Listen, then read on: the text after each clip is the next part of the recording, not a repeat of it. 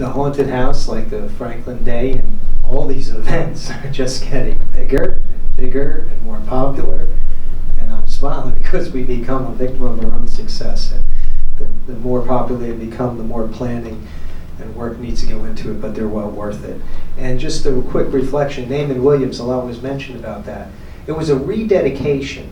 And I stress that because it's 35 years, I think it was. 35 years, yes. Yes, I know Mr. Vorlacher was involved.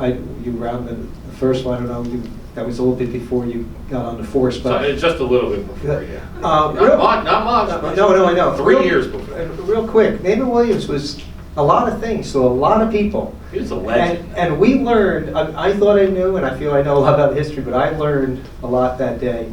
And what was really neat is another generation, 35 years later of the original dedication, sometimes the rededication is worth its weight in gold, because another generation of kids, another generation of police officers, council people, etc., got a little insight into somebody who was really important to this town's evolution. And Naaman Williams was the first African-American officer. I believe he reached the rank of lieutenant. He did. He was a lieutenant. He also was the only when there was only 2 or 3 full-time police officers. Yes, correct. We literally were a town that big. I don't know what the exact census was. I'm going to say probably less than 20, maybe less than 10,000 when he started. So we only had a few full-time police officers. Anyway, I know a lot was said about it, but I just wanted people know. And the plaque there tells. Don't forget to mention the car that was there. Oh, well, actually, I was going to mention that. Besides honoring him, the car was a real. It was 19. So that's a 1942 Ford. It was the first police car that the town had. So the police department was formed in 1941. And they used their own cars until they were able to purchase it. Remember, during World War II, it was very difficult to purchase cars because all of the assets were being utilized by the military.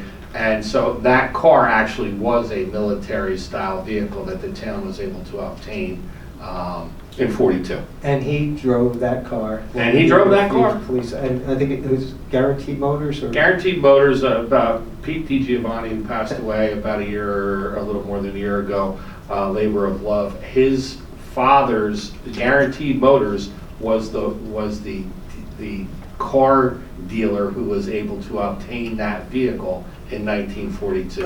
And then years later, Pete restored the vehicle back to its original condition. And now they've taken on being the custodian of that vehicle. They are. And so his son Mark now is the one who brought it to Week of the People. And thanks to them, and they said they'd make it available to other events at the Township display. So anyway, I just thought I'd, seeing that 35 years later and a whole new generation of Franklinites having a glimpse into that past. So anyway, I just wanted to mention that.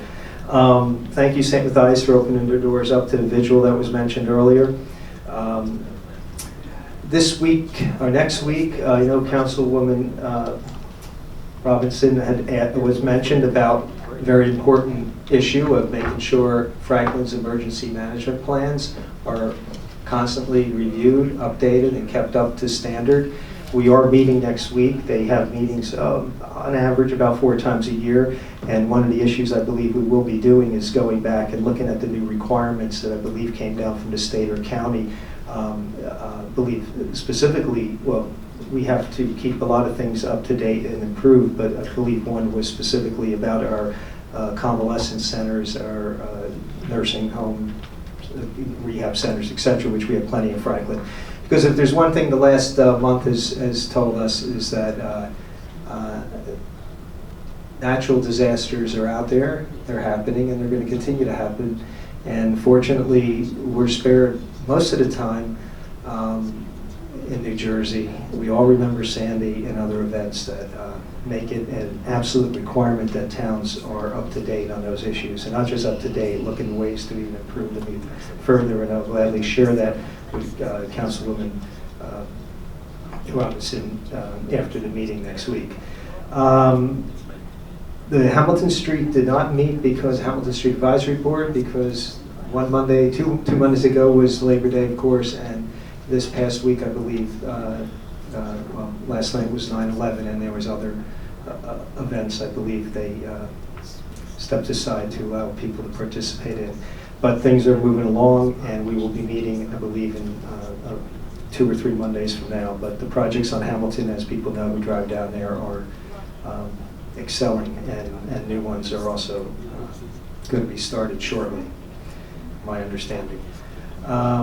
Any of those who goes to the Rutgers football game, although they may not be happy with how Rutgers is doing, the improvements to Franklin Boulevard from Easton Avenue to Landon Lane Bridge were completed since the last football season, I believe earlier this past spring, and basically allows now people a safe, easy, wide route to travel for the many people who walk from anywhere, but specifically coming from the intersection of Franklin Boulevard and Easton Avenue to make their way to the football stadium. So go Rutgers, and hopefully that will keep people safer going forward for attending any events, specifically football games.